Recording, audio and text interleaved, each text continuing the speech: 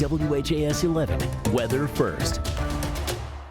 Good evening. I'm meteorologist Alden German. It's a beautiful night over downtown. Temperatures not too bad either, sitting in the 40s at the moment underneath that relatively clear sky. We're going to have more nice weather tomorrow and to start off next week, but I am tracking ahead our next opportunity to see showers and thunderstorms sneaking their way into our region. I'll let you know if that's going to be coming with any severe weather. You're watching the WHAS 11 night team.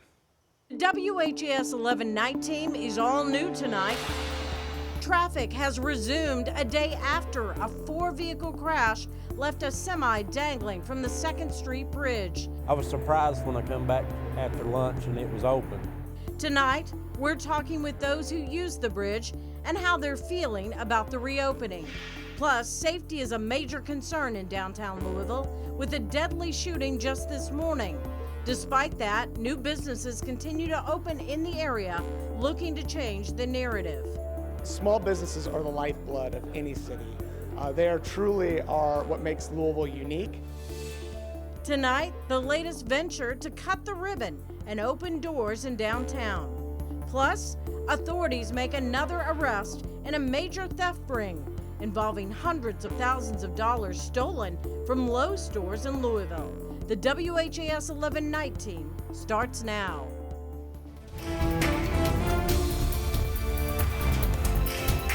And take a look live right now. The 2nd Street Bridge full of traffic once again after a crash and dramatic rescue seen by millions around the world. It comes as city officials begin piecing together just exactly what happened Friday afternoon in the moments leading up to a multi-car crash that left a semi-truck dangling over the Ohio River for hours.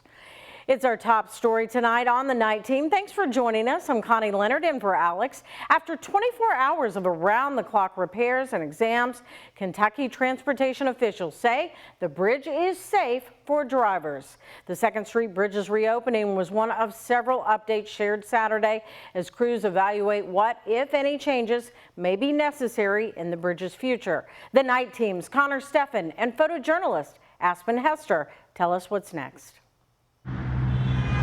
As day turned to night. Oh, so they already fixed it? Wonderful. Glowing strides of headlights once again filled Louisville's 2nd Street Bridge. I got goosebumps. I was scared. Its reopening drew just as many curious stares as the crash itself 24 hours ago. As the world has now seen, in a semi-truck going through the guardrail, hanging off the bridge. From the chilling scene over the Ohio. First I said, is that really a truck hanging off the bridge? To the dramatic mid-air rescue. This is what they do. That's why they got into that profession. As the scene replays in the minds of many, city officials are sharing updates on the crash that caused it. Mr. Ballinger and I are happy to take any questions from the media. Based on early LMPD findings, it began when a driver hit a stalled car on the bridge. The driver of that car then lost control, crossing into the oncoming lane of traffic and colliding with the Cisco truck. The impact launched the truck driver into the guardrails. And then ultimately hanging off the bridge. Greenberg says the crash left one of the 2 car drivers with serious injuries, and the truck driver okay, but understandably shaken up. She is incredibly brave. She is incredibly fortunate. I'd be worried about falling in the river. I'm scared of heights. Keith Mason had a front row seat to his worst fear as he watched everything unfold from his hotel room window at the Galt House. Well, I watched it a little while. Yeah, it was just something that you don't see every day. Yesterday's incident was something that's extremely rare and unusual. And here are some numbers for you to really put into context just how rare Friday was. In the last 5 years, KYTC has only seen 20 cross-lane crashes like this one. That's a time span when an estimated 40 million vehicles have crossed this bridge. Kenny Keaton is one of those 40 million. It was very frightening when I seen it. Who not only drives over it, I take pictures and post it to Facebook, but admires the 95-year-old structure's history. Hopefully there's not too much work for them to do. Our engineers will also continue to examine short-term and long-term improvement opportunities. As crews look to future fixes, many are counting their blessings, having witnessed something they hope never happens again. In downtown Louisville, Connor Steffen, the WHAS 11 night team, on your side. And Cisco, the company that owns the semi, thanked rescuers in a statement saying in part, "We are thankful our Cisco colleague is safe and has been discharged from the hospital. Special thanks to firefighter Bryce Carden. We salute you." While the 2nd Street Bridge is reopened to drivers, KYTC officials say its sidewalks remain closed out of an abundance of safety. Well, police have arrested another suspect in a theft ring that's believed to be responsible for stealing hundreds of thousands of dollars in merchandise from Lowe's stores across Kentucky and Indiana. Gary Carmen was arrested Thursday in connection to the theft ring that was exposed back in November and has already landed 2 other people behind bars. According to his arrest citation, Carmen, along with 4 other people, would charge merchandise to company accounts that they weren't employed with. WHAS11 was there when authorities recovered several items from a home in West Louisville, including water heaters, cabinets, and construction materials. Jeffersontown police have already arrested 2 people in connection to that ring. Aubrey Walker and William Walker were charged with engaging in organized crime and theft by deception. Both are expected back in court this month. Meanwhile, Carmen's bond was set at $35,000. Well, LMPD is investigating a deadly shooting that happened right in the heart of downtown Louisville this morning. LMPD says they responded to 4th Street near the Seelbach Hotel just after 7 a.m. When officers arrived, they found a man who had been shot. He was transported to the hospital where he later died of his injuries. Police say a short time later, a woman arrived at the hospital with a gunshot wound. Investigators say she was another victim of that shooting on 4th Street and is expected to survive. Anyone with information is asked to call the anonymous tip line, that number 574-LMPD. Well, downtown Louisville has been under scrutiny following the recent departure of several prominent businesses. Safety in the area continues to be a concern, despite assurances from the police chief, who maintains crime is trending down. Leaders, however, are hoping to turn the tide, attempting to invest millions and draw new businesses to the area. WHAS11's Ian Hardwick takes us to the opening of one new business and shows us why owners are moving forward despite concerns. Louisville Riverside, the latest downtown development for artists, joins the growing number of Main Street galleries on Museum Row. We consider this space the gym for the arts. So you're very interactive in any realm. Co-owner Alicia Otero wants their $30 a month members to flex their creative muscles at a variety of their workout stations. More than the art and hats on the limestone walls, there's also a recording studio, and deeper into the space, a cozy nook for podcasting. Then at the very end, a gorgeous basement-level window to inspire the brush. Louisville's growing, and I'm learning a lot about my city as I'm getting older. Asia Watkins also learned more about herself the past few years. I love connecting and networking, though. That's my thing. Lou Ray's giving her the opportunity to do that, connect to people and the art she loves. Because I want her to feel like water and a mermaid. Like, I almost feel like I'm in the water right now. So I get real connected.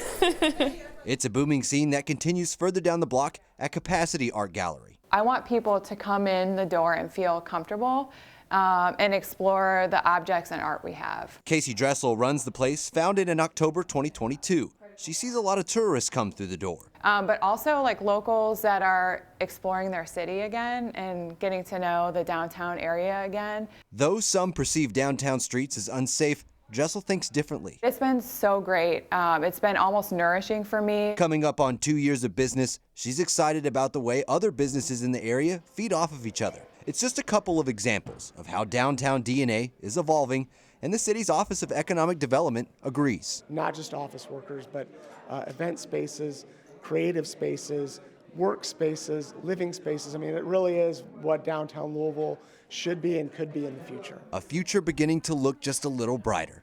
In Louisville, Ian Hardwick, WHAS11, on your side. The latest numbers from LMPD shows crime is down nearly 24% from this time last year in the 1st Division, which covers much of downtown. That includes the total number of assaults down 36%. However, one stat that is not down, the number of homicides in the area. This time last year, there were 6 homicides, and this year, there have already been 11. Well, in a big show of bipartisan support, the Kentucky House passed a bill attempting to cut down on unruly behavior on school buses. House Bill 446 sailed through the House with only one representative voting against the measure. The bill would require school districts to establish policies outlining what's expected of students riding school buses and outline the consequences for failing to meet those standards. Now, both students and parents would be required to sign a document acknowledging the policy each school year. Failure to do so could lead to a student riding a bus and their privileges being revoked. Accountability. What happens when you get so far out of line that you're stopping a school bus from operating? You're causing the school bus driver to quit their job. The bill now heads to the Senate. Meanwhile, in Indiana, a bill that would limit tenure at colleges is now heading to the governor's desk. Republican lawmakers in the Senate granted final approval of a bill to create a post-tenure review process. The process would be conducted every 5 years. The bill also would prevent faculty from gaining tenure or promotions if they are, quote, unlikely to foster a culture of free inquiry, free expression, and intellectual diversity within the institution.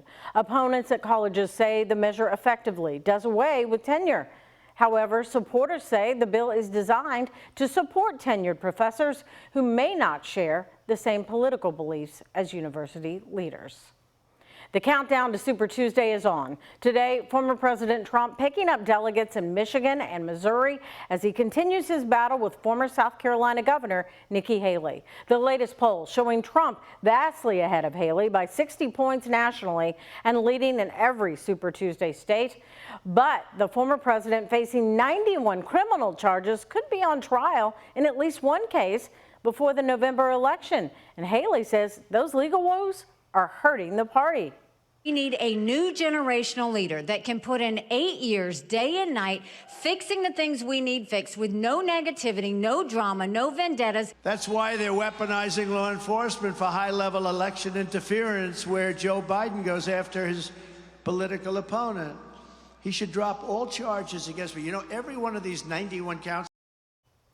Tuesday could end up being Haley's last stand. Trump could get very close to gaining the number of delegates needed to win the nomination, while also making it impossible for Haley to catch him.